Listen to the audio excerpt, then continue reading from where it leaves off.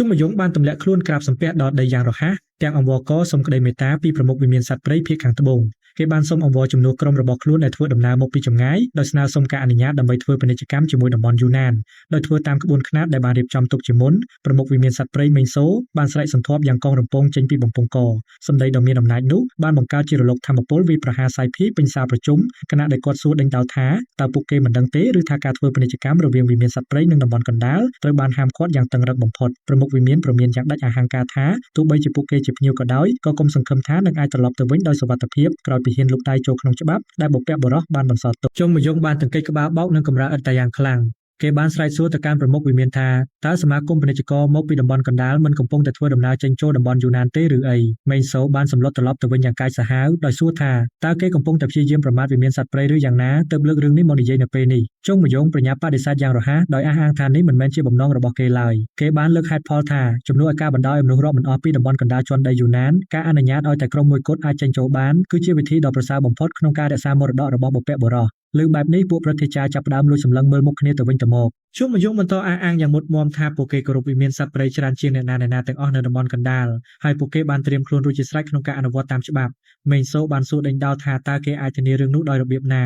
ជុំមយងឆ្លើយតបយ៉ាងមានមោទនភាពថាពួកគេគឺជាអ្នកស្នងមរតករបស់អាទិទេពដាវផ្កាភ្លុំនិងជាសិស្សនៃបកហូសានដែលជាក្រុមមួយដែលបានបាត់បង់ភាពរុងរឿងរបស់ខ្លួនបន្ទាប់ពីត្រូវតំបន់កណ្ដាលរើសអើងគេងើបមុខឡើងហើយលើកតលហេកថាប្រសិនបើសូម្បីតែមនុស្សដោយពួកគេមិនអាចយល់ពីយូណានបាននោះគ្មានន័យអ្វីត្រូវនិយាយដល់មនុស្សផ្សេងនៅតំបន់កណ្ដាលឡើយមេងសូវិបកវិញថាមនុស្សមកពីតំបន់កណ្ដាលនៅតែមិនអាចជឿទុកចិត្តបានដដែលគាត់បានចង្អុលបង្ហាញថាអាទិទេពដាវផ្កាភ្លុំក៏ជាមនុស្សមកពីតំបន់កណ្ដាលដែរដោយសួរថាតើពួកគេពិតជាគិតថាអាចប្រៀបធៀបខ្លួនឯងទៅនឹងបុគ្គលដ៏អស្ចារ្យបែបនេះបានមែនឬជុំមយងឆ្លើយតបថាទោះបីជាពួកគេមិនអាចស្មើនឹងគាត់ក៏ដោយក៏ពួកគេពិតជាអាចដើរតាមគន្លងមរតករបស់គាត់បានគេបញ្ជាក់ថាប្រសិនបើអាទិទេពដាវមានបំណងការពារយូណាននោះក្នុងនាមជាអ្នកស្នងមរតកពួកគេក៏ត្រូវតែធ្វើដូច្នេះដែរគេសួរថាតើនេះមិនមែនជាកាតព្វកិច្ចចម្បងរបស់បកហូសានដែលគោរពអាទិទេពដាវផ្កាភ្លុំជាបុព្វបុរសនិងជានិមិត្តសញ្ញាចម្បងរបស់ពួកគេទេឬអីស៊ីអនដែលសម្លឹងមើលការសម្ដែងនេះបានរអ៊ូរទាំតែម្នាក់ឯងទាំងមិនគួរឲ្យជឿដោយឆ្ងល់ថាតើបុរសម្នាក់នេះតែងតែពូកែនិយាយបញ្ចុះបញ្ចូលបែបនេះតាំងពីពេលណាគេមានអារម្មណ៍ថាជុងមយងគ្រាន់តែរៀបរាប់វាយ៉ាងស្ទាត់ហាក់ដូចជាបានទន្ទិញវាចាំរត់មាត់អញ្ចឹងជុងមយងបន្តនិយាយដោយរៀបរាប់ថាហើយដូច្នេះហើយបកហូសានរបស់ពួកគេប៉ុន្តែស្រាប់តែគេគាំងស្ដោកលែងនិយាយចេញហើយនិយាយពាក្យដដែលយ៉ាងអៀនខ្មាស់គេបានភ្លេចអត្ថបទដែលត្រូវនិយាយបន្ទាប់ទាំងស្រុងតែម្ដងពេលនោះគេបានលួចទម្លាក់ភ្នែកសម្លឹងមើលបាតដៃរបស់ខ្លួនដែលមានសរសេរអត្ថបទនៅទីនោះស៊ីអននិងមេងសូសម្លឹងមើលដោយក្តីភ្ញាក់ផ្អើលជាទីបំផុតនៅក្នុងចិត្តមេងសូខឹងសម្បាយ៉ាងខ្លាំងហើយលួចដាក់បណ្ដាសាក្មេងនេះព្រោះពួកគេបានចំណាយកម្លាំងយ៉ាងច្រើនដើម្បីទន្ទិញវាជាមួយគ្នាស៊ីអនក៏ភ្ញាក់ផ្អើលមិនចាញ់គ្នាដោយទើបតែដឹងថាបុរសនេះពិតជាបានទន្ទិញ script ពិតមែនដោយនៅតែសម្លឹងមើលដៃរបស់ខ្លួនយ៉ាងយកចិត្តទុកដាក់ចូលមកយងបានរអ៊ូរទាំប្រយោគមុនតិចដើម្បីស្វែងរកកន្លែងដែលគេនិយាយដាច់ដោយខ្សឹបពីវិមានសត្វព្រៃភាគខាងត្បូងដ៏អស្ចារ្យដែលសូមការអនុញ្ញាតសមាគមពាណិជ្ជករដែលធ្វើដំណើររួចហើយនឹងការខ្លាយជាអ្នកស្នងមរតករបស់អាទិទេពដាវផ្កាភ្លុំទីបំផុតពេលរកឃើញកន្លែងដែលត្រូវបន្តគេក៏បដូរទៅជាសម្លេងខ្លាំងវិញយ៉ាងរលូនដោយអង្វរសូមឲ្យប្រមុខវិមានទទួលស្គាល់ភាពស្មោះត្រង់ពិតប្រាកដរបស់បកហូសានមេងសូដកដង្ហើមធំបញ្ចេញការធូរស្រាលក្នុងចិត្តបន្តិចជុំមយងបន្តទៀតដោយប្រកាសថាទីបំផុតប្រសិនបើទំនាក់ទំនងមិនត្រូវបានបង្កើតឡើងដោយដៃមនុស្សទេវាគ្រាន់តែជារឿងចៃដន្យប៉ុណ្ណោះគេបានចោទសួរជាចុងក្រោយថាប្រសិនបើបុព្វបុរសរបស់វិមានសត្វព្រៃគ្មានបំណងអនុញ្ញាតឲ្យពួកគេចូលមកទឹកដីនេះទេតើពួកគេអាចធ្វើដំណើរមកទីនេះដើម្បីជួបប្រមុខវិមានដោយផ្ទាល់បានយ៉ាងដូចម្តេចមេងសូក៏លេងតាមសាច់រឿងដោយសួរដេញដោលថាតើគេចង់មានន័យថាបុព្វបុរសរបស់ពួកគេជាអ្នកបើកផ្លូវមកកាន់យូណានសម្រាប់ពួកគេដោយផ្ទាល់ឬជុងមយងឆ្លើយតបយ៉ាងមុតមមថានេះពិតជាអ្វីដែលគេជឿជាក់មេងសូស្ងាត់មាត់ខណៈជុងមយងក៏សម្គាល់ក្នុងចិត្តថា script ដែលពួកគេរៀបចំគឺបញ្ចប់ត្រឹមនេះវាសុទ្ធតែជានីតិវិធីនិងការផ្ដល់ហេតុផលត្រឹមត្រូវទោះបីជាពួកគេបន្តការធ្វើពាណិជ្ជកម្មដោយសារតែភាពចាំបាច់ពិតប្រាកដក៏ដោយក៏អ្វីៗត្រូវតែធ្វើតាមលំដាប់លំដោយត្រឹមត្រូវដែរជាជាងឲ្យប្រមុខវិមានសត្វព្រៃសុំជំនួយដោយផ្ទាល់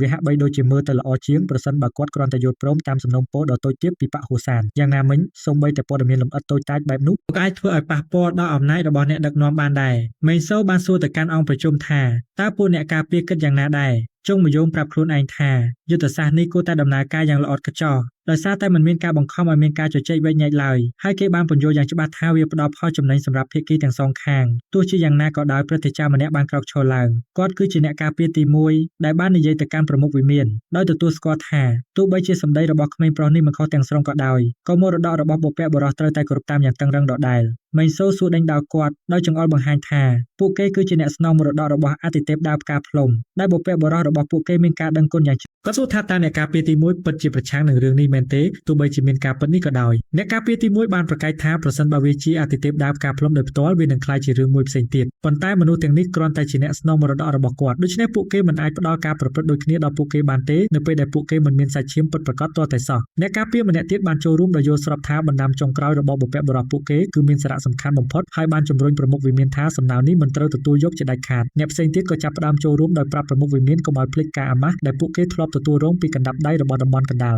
ពួកគេប្រកាសថាពេលខ្លះមោទនភាពគឺមានសារៈសំខាន់ជាងជីវិតទៅទៀតដោយទាមទារឲ្យពួកគេរក្សាមោទនភាពរបស់យូណានមិនយូរប៉ុន្មានសាលប្រជុំទាំងមូលក៏ផ្ទុះឡើងនឹងការស្រែកព្រមគ្នា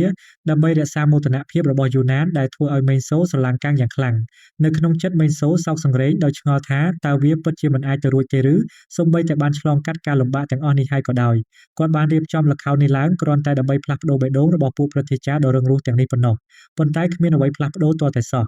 គម្លាតរវាងតំបន់កណ្ដាលនិងយូណានគឺជ្រៅនិងធំទូលាយពេកដែលទោះបីជាគាត់ខិតខំលោតរំលងយ៉ាងណាក៏ដោយគាត់បរាជ័យដោយឆ្ងល់ថាតើវាអាចជ្រៅដល់កម្រិតនេះបានយ៉ាងដូចម្តេចដែលបង្ហាញទឹកមុខក្តៅក្រហាយយ៉ាងច្បាស់ជុំមយងបាននិយាយពាក្យថាបណ្ដាំចុងក្រោយម្ដងទៀតជាមួយនឹងទឹកដំសម្លេងពោពេញដោយកំហឹងពឹសពុលមេសូភ្ញាក់ព្រើចំពោះការចូលរួមភ្លាមៗនេះខណៈដែលជុំមយងដ៏ខឹងសម្បាបន្តសើចចំអកឲ្យពួកគេដែលនិយាយរឿងសំហេតុសំផលទាំងអស់នេះគ្រាន់តែដោយសារតែបណ្ដាំចុងក្រោយជាយុននិងយុនចុងភ័យស្លន់ស្លោក្នុងចិត្តដោយឆ្ងល់ថាតើមានរឿងអ្វីកើតឡើងចំពោះមនុស្សឈួតនេះហើយដឹងថាពួកគេត្រូវតែបញ្ឈប់គេនិងបិទមាត់គេជាបន្ទាន់អ្នកទាំងពីរស្ទុះទៅរកគេខណៈជាយុនស្រែកប្រាប់ឲ្យគេឈប់សិនប៉ុន្តែមុនពេលពួកគេអាចនិយាយចប់ប្រយោគជុំមយងបានបញ្ចេញរលកធម្មពលដ៏មានអំណាចលើសលប់វាប្រហារបោកបក់រហូតធ្វើឲ្យពួកគេសន្លប់បាត់ស្មារតីទាំងស្រុងជុំមយងទាមទារចង់ស្ដាប់ដោយសួរថាតើបុព្វបុរសរបស់ពួកគេពិតជាបានបន្សល់ទុកមរតកដ៏អស្ចារ្យអ្វីទៅ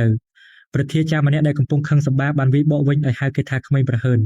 ជុំមយងសើចចំអកឲ្យពួកគេដែលគ្រាន់តែរអ៊ូរទាំជំនួសឲ្យការឆ្លើយតបមុននឹងស្រែកសន្ធាប់ដាក់ពួកគេទាមទារចង់ដឹងឲ្យច្បាស់ថាតើបណ្ដាំចុងក្រោយនោះជាអ្វីអ្នកការពារទី1បានតបតវិញដោយបញ្ជាក់ថាបំណងប្រាថ្នាដែលបុព្វបុរសរបស់ពួកគេបន្សល់ទុកគឺមិនត្រូវតាក់ទងជាមួយអ្នកមកពីតំបន់កណ្ដាលឡើយហើយពួកគេនឹងចាត់ការអ្នកណាដែលបំពានវាមិនឲ្យរួចពីសេចក្តីស្លាប់ឡើយជុំមយងវាយបកវិញយ៉ាងចាស់ដៃថាបើដូច្នោះមែនអ្នកនៅក្នុងបន្ទប់នេះទាំងអស់និងមនុស្សទាំងអស់ដែលតម្រង់ជួរនៅខាងក្រៅគួរតែដួលស្លាប់នៅពេលនេះតែម្ដងទៅអ្នកការពារទី1សម្លឹងមើលដោយក្តីងឿងឆ្ងល់ជាខ្លាំងដូច្នេះជុំមយងក៏បញ្យល់ឲ្យច្បាស់ដោយចង្អុលបង្ហាញពីវត្តមានរបស់ពួកគេផ្ទាល់និងការពិតដែលថាសមាគមពាណិជ្ជករសន្តិភាពបានចូលមកដល់គុនមីងរួចបាត់ទៅហើយគេទាមទារចង់ដឹងថាតើពួកគេកំពុងធ្វើអ្វីដែលបរាជ័យក្នុងការបញ្ឈប់អ្នកតំបន់កណ្ដាលដែលកំពុងធ្វើដំណើរចេញចូលតំបន់យូណានយ៉ាងបើកចំហបែបនេះគេប្រកាសថាពួកគេទាំងអស់គ្នាគួរតែហុចចោលឲ្យគេកាត់តែម្ដងទៅដោយសួរថាតើគេនិយាយខុសឬអត់គេទទួលស្គាល់ថាគេយល់ថានេះគឺជាបញ្ហានៃការរស់រានមានជីវិតប៉ុន្តែបានកត់សម្គាល់ថាការរស់រានមានជីវិតនេះហាក់ដូចជាត្រូវបានគេប្រើជាលេសតែនៅពេលដែលវាផ្ដល់ភាពងាយស្រួលសម្រាប់ពួកគេប៉ុណ្ណោះសាលប្រជុំទាំងមូលធ្លាក់ចូលក្នុងភាពស្ងាត់ជ្រងំដោយសេចក្តីក្រោធអ្នកការពារទី1បានសួរថាតើគេកំពុងតែប្រមាថវិមានសត្វព្រៃមែនទេនៅពេលនេះទោះមយងបញ្ជាក់យ៉ាងច្បាស់ថាគេមិនបានប្រមាថវិមានសត្វព្រៃទេប៉ុន្តែគេកំពុងតែប្រមាថគាត់ដោយផ្ទាល់តែម្ដងដោយប្រាប់គាត់ឲ្យឈប់ប្រើវិមានសត្វព្រៃជាខែទៀតទៅគេបានចោទសួរពីនិយមន័យរបស់ពួកគេក្នុងការរក្សាមរតកដោយសួរថាតើការហាមឃាត់ទាំងងងឹតងងល់ពិតជាមរតកតែមួយគត់ដែលបុព្វបុរសរបស់ពួកគេមិនបន្សល់ទុកមែនឬអ្នកការពារទី1បានស្រែកបញ្ជាឲ្យនរណាម្នាក់ចាប់ខ្លួនគេប៉ុន្តែជុំមយងបានបន្លឺសម្លេងលុបពីលើគាត់ដោយការស្រែកសួរថាតើបុព្វបុរសរបស់ពួកគេមិនចង់ឲ្យពួកគេមើលថែប្រជាជនយូណានឲ្យបានល្អទេឬអីជុំមយងបន្តសង្កត់ធ្ងន់ដោយសើចចំអកឲ្យពួកគេថាបុព្វបុរសរបស់ពួកគេច្បាស់ជារំភើបញាប់ញ័រជាមិនខានដែលបានឃើញស្ថានភាពរបស់យូណាននៅពេលនេះគេចំអកថាពួកគេប្រកាសជានឹងទាក់ដៃអបអរសាទរពួកព្រឹទ្ធាចារ្យដែលបានរក្សាមរតកខណៈពេលដែលបណ្ដោយឲ្យប្រជាជនខ្លួនឯងអត់ឃ្លានរហូតដល់ស្លាប់គេប្រាប់ឲ្យពួកគេសាកល្បងដាក់ខ្លួនឯងនៅក្នុងកន្លែងរបស់បុព្វបុរសពួកគេដោយសួរថាតើពួកគេនឹងសប្បាយចិត្តដែរឬទេដែលឃើញកូនចៅរបស់ពួកគេប្រព្រឹត្តបែបនេះគេបន្ថែមថាប្រសិនបើគេស្ថិតនៅកន្លែងរបស់ពួកគេវិញគេប្រកាសជានឹងកាត់ក្បាលពួកគេគ្រប់គ្នាមិនខានអ្នកការពារទី1និយាយតក់ដោយសួរថាតើក្មេងដូចគេអាចដឹងអ្វីខ្លះបានជាហ៊ាននិយាយផ្ដេសផ្ដាសយ៉ាងនេះដោយអះអាងថាពួកគេបានរក្សាប្រពៃណីរបស់ពួកគេប៉ុន្តែជុងមយងបានកាត់សម្ដីគាត់ដោយបញ្ជាក់ថាមានតែអ្នកដែលខ្វះសមត្ថភាពក្នុងការវិនិច្ឆ័យដោយខ្លួនឯងប៉ុណ្ណោះដែលចេះតែលើកយកបុព្វបុរសរបស់ខ្លួនមកនិយាយគេសួរថាតើពួកគេពិតជាជឿដោយស្មោះត្រង់ទេថាបុព្វបុរសរបស់ពួកគេចង់ឲ្យកូនចៅជំនាន់ក្រោយធ្វើតាមពាក្យសម្ដីរបស់ពួកគេទាំងងងឹតងងល់ដោយក៏សម្គាល់ថាគ្មានឪពុកម្ដាយណាចង់ឲ្យកូនរបស់ខ្លួនក្លាយជាអាយ៉ងដែលគ្មានឆន្ទៈផ្ទាល់ខ្លួនឡើយជុងមយងបានដើរទៅចាប់យុនចុងដោយចង្អុលបង្ហាញថាភ្លាមនៅពេលដែលយុនចុងមកដល់គុនមីងគេបានចំណាយថវិកាផ្ទាល់ខ្លួនទាំងអស់ហើយថែមទាំងឈានដល់ការលួចដាវរបស់ខ្លួនឯងទៀតដើម្បីជួយប្រជាជនយូណានដែលកំពុងជួបការលំបាកគេបានចោទសួរសំណួរដ៏សំខាន់មួយដោយសួរថានៅក្នុងកសែភ្នែករបស់បុព្វបុរសដែលពួកគេកំពុងនិយាយនេះតើនរណានឹងមើលទៅមានសប្បុរសធម៌និងមានការយកចិត្តទុកដាក់ពិតប្រាកដចំពោះយូណានជាង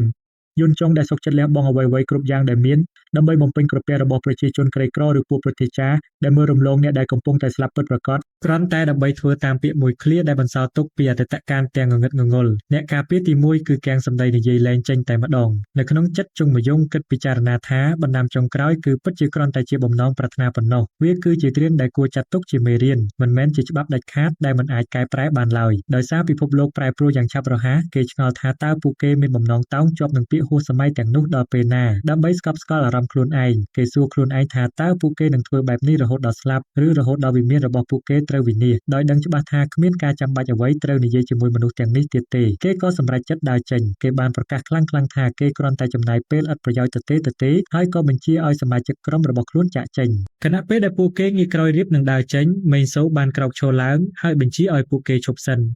គាត់បានងាកទៅរកយុនចុងដោយសួរថាតើគេបាននិយាយថាឈ្មោះរបស់គេគឺយុនចុងមែនទេបន្ទាប់ពីយុនចុងបញ្ជាក់រួចមេងសូបានប្រាប់គេថាគាត់មានរឿងមួយដែលត្រូវសួរគេ